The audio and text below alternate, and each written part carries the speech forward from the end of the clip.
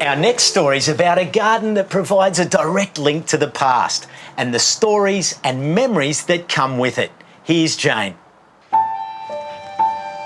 The German immigrants here in the 1850s had a particularly simple life, hard-working, balanced by pleasures of music and gardening and flowers.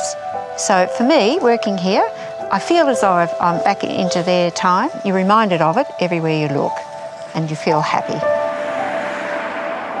It's amazing how many treasures from the past can be found in unlikely places. Rubbing shoulders with the brick veneers of suburban Thomastown, north of Melbourne, is the historic Ziebell Farmhouse. It was built in the 1850s by German immigrants Christian and Sophia Ziebell as part of their 40-hectare farm. But I've come to see their beautiful garden, tended today by many direct descendants and their families. My husband's mother was Augusta Ziebell, and she lived here with all her siblings for many years until she was married. Gillian Borak is the coordinator of the garden. The original house was built in 1850 when a group of German settlers, 17 of them, came out to Melbourne. They brought their own plants, their seeds, cuttings, etc. with them because they had an idea of what the land was like. But they immediately established the flower garden, which is adjacent to the house. It's all that self-seeding stuff. Yes. It does make a difference. The Ziebell farmhouse and garden were restored 20 years ago, with many of the family's descendants involved. Sylvia Schultz is a fifth-generation descendant of the Ziebells and lived here in the house until the 1950s.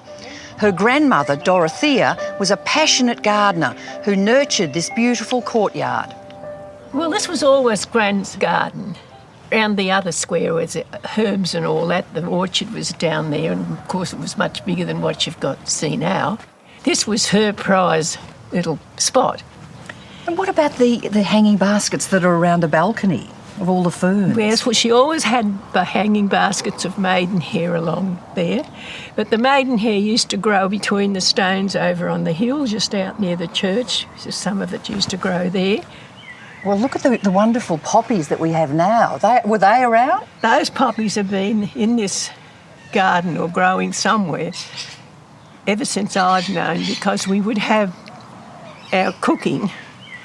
This poppy would be on the bun, or the seed would be on it. Of course. As you buy poppy seeded things now, buns, and they've all coming back into popularity. In many ways, this garden would have reminded the Ziebell family and their descendants of what it was like back home in Germany. So many traditional plants, like the wisteria, as a great climber, that has been here for over 150 years, as with the peony or the tree peony, fantastic big pink flowers in spring. That is also an old plant. And have a look at the fuchsia, and you can imagine how many children have popped all those little pods like that to see the flowers. Now, this old Cecil Brunner rose, is that one of the old traditional ones in the garden? Yes, that's one of the old ones originally. We understand it's been here for many years, over 100 years anyway. And it's nearly always got a bud on it, or a flower on it. It's the little bud that's beautiful. A lovely rose. The Ziebells had a hugely productive farm. They had an orchard that was filled with apricots, almonds, peaches, nectarines, things that went through long seasons, plenty of variety of apples and pears, and this beautiful old mulberry. They are tough and they'll live for many years. So this is a little productive corner that was it really shows how they used their plants, because this one, the old elderberry, what do they use that for? They used it for wine and cordials. And then the nasturtiums, now they are edible, a little flower in amongst you. Do you think they would have eaten this? I don't think so. But they certainly they ate the leaves. I'm they sure. Use them for sandwiches. Because they are very mustardy, aren't they? Yes. And then you've got the rosemary. Yes, and the mint, the bay tree. What about the grapevines?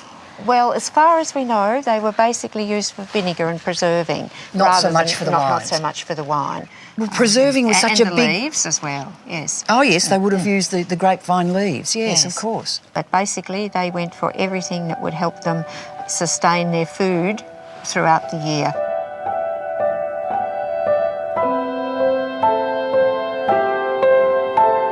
What do you think people of today can learn from a house and garden like this?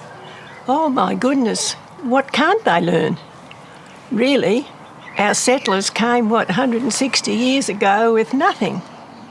They built the house from the stone out the paddock, created all what we have now today.